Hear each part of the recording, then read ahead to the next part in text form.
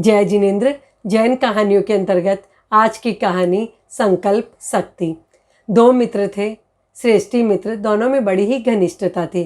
दोनों मित्रों के एक एक संतान थी। एक मित्र के पुत्र जिसका नाम था विजय और दूसरे मित्र के पुत्री जिसका नाम था विजया। दोनों बच्चे धार्मिक संस्कारों के साथ बड़े हो रहे थे। वे समय समय पर जप तप स्वाध्याय ध्यान किया करते थे।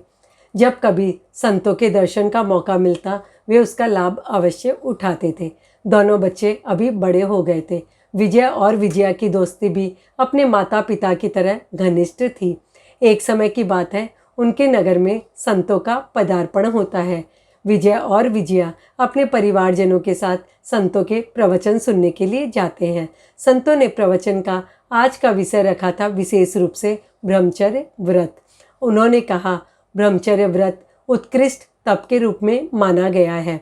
सभी ने आंशिक रूप से मानसिक संकल्प किया। विजय और विजया ने भी संकल्प किया।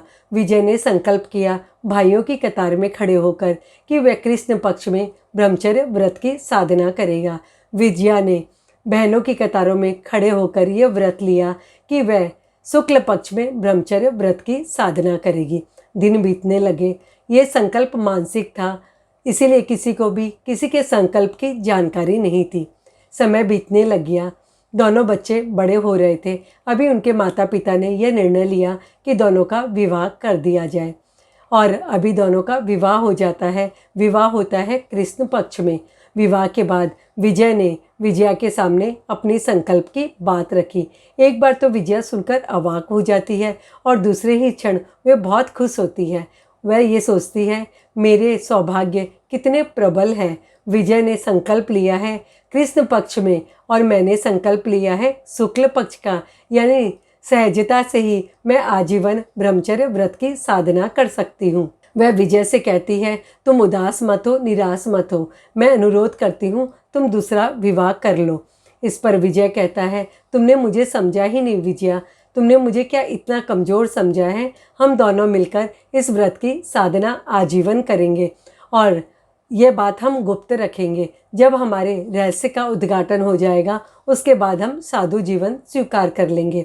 और इस तरह अब दिन बीतने लग जाते हैं और 12 वर्ष का लंबा काल पूरा हो जाता है। दोनों जन प्रवादमान भाव से इस व्रत की साधना में लगे थे। एक समय की बात है, केवली विमल का आगमन उनके शहर में होता है, पदार्पण होता है और केवली विमल ने इस रहस्य का उद्घाटन किया।